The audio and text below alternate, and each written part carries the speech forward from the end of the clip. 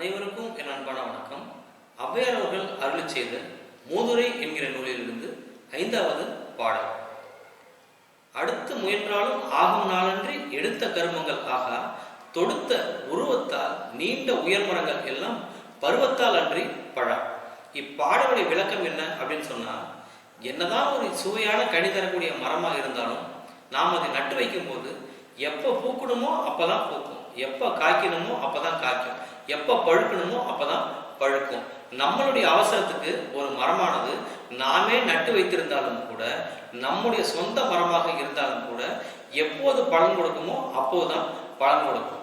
நம்ம அவசரத்துக்கு அது கொடுக்காது. அதே போல நாம் செய்யக்கூடிய நல்ல விஷயங்களா இருந்தாலும் சரி, எந்த விஷயங்களா இருந்தாலும் சரி, அதுக்கான பலன்கள் கிடைக்க வேண்டிய நேரத்துல தான் கிடைக்கும். அதுவரை பொறுமையோடு இருந்து முயற்சித்தலும் கடுமையாக உழைத்தலும் வேண்டும் என்பது ஔவையாருடைய வாக்கு.